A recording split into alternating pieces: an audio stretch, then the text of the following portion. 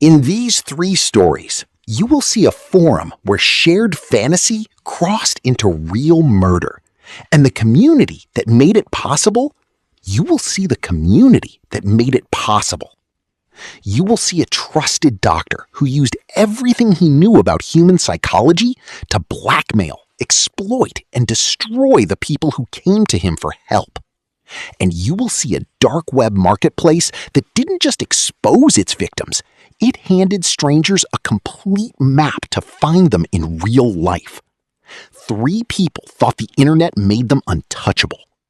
3 times, they were wrong. Before the dark web existed in its modern form, a German site called Cannibal Cafe operated openly. It was framed as fantasy, fiction, harmless imagination. Law enforcement took them at their word. It was a mistake. In 2001, a man named Armin Meiwes posted on the forum looking for a willing victim. He found one. What followed became one of Germany's most disturbing murder trials in modern history. Meiwes was convicted of murder in 2006. The forum was shut down. But the concept didn't die. It migrated to encrypted networks, to places with no moderation and no accountability.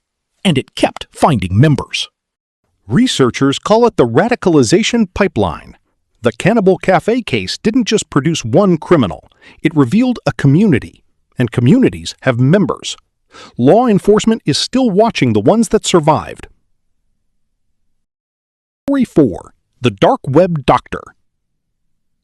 The most dangerous people are rarely the ones who look dangerous. They are the ones you trust without thinking. The ones with the title, the uniform, the reputation. This is the story of a man who was, by all accounts, a respected medical professional, and at the same time, something else entirely. He operated a blackmail network on the dark web.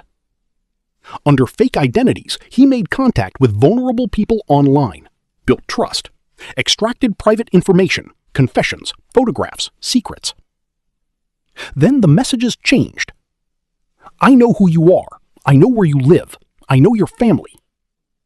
Send me what I ask for, or everyone finds out. He applied his medical training, his understanding of shame, fear, and how people break, with clinical precision. Because that is exactly what he had been taught. What disturbed investigators most was not him. It was the community around him. Forums with hierarchies, moderators, regular members, people trading the suffering of others like currency. Victims across multiple countries, jurisdictions overlapping, a network with no easy edges. He was eventually caught through a coordinated international operation, months of surveillance, careful, patient work. On the morning of his arrest, at his home, not his clinic, his medical bag was sitting by the front door, ready for work. Evil does not require a mask.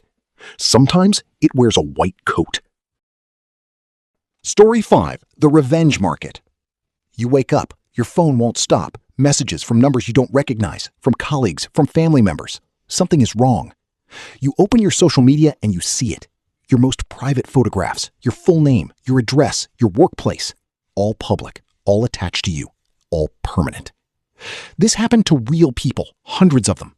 And it started on a dark website anyone with a grudge could access. The dark web version of this crime was different in one critical way. It didn't just post images. It posted a full targeting package. Name, address, phone number, family members' names, workplace. Everything someone would need to find you in real life. Victims were stalked, harassed at work, threatened at home. The sites were eventually taken down. But this is the permanent tragedy of digital crime. The site is gone. The data is not. Archives exist. Copies were made. The information continues to circulate. For the victims, there is no complete resolution. No moment where it is finally, definitively over.